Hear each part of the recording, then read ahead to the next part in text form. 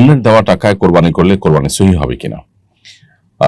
অন্য কেউ যদি আপনাকে কোরবানি করার জন্য টাকা দেয়, তাহলে সেক্ষেত্রে সেই টাকা দিয়ে আপনি পশু কিনে কোরবানি করলেন, অথবা আপনাকে অন্য কেউ একটা পশু দিল কোরবানি করার জন্য, সেটা আপনি কোরবানি করলেন, অবশ্যই আপনার সেই কোরবানি বিশুদ্ধ হয়ে যাবে।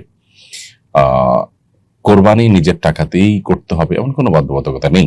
আপনাকে আপনার ভাই, আপনার বন্ধু, পরিবারের কেউ একটা গরুর টাকা, একটা ছাগলের টাকা দিয়ে দিল, বললো এটা তুমি কোরবানি করিও, মানে আপনি আপনার ইবাদতটা করবেন, তিনি আপনাকে সহযোগিতা করলেন, আপনাকে টাকার মালিক বানায় দিলেন বা পশু মালিক বানায় দিলেন, কোরবানির জন্য দিলেন, আপনি সেটা আপনার নিজের তরফ থেকে কোরবানি করতে পারেন, কোনো অসুবিধা নেই। অন্যের দেওয়া টাকা বা অন্য দেওয়া পশু দিয়ে কোরবানি করা যায়। কিন্তু অন্যের দেওয়া টাকা বা পশুটা যদি আপনার তার কাছ থেকে একরকম জোরপূর্বক আদায় করা হয় বা যে যৌতুক ইত্যাদির মতো করে আদায় করা হয়, তাহলে সেটা তো ভিন্ন কারণে গুনাহের বিষয় হবে।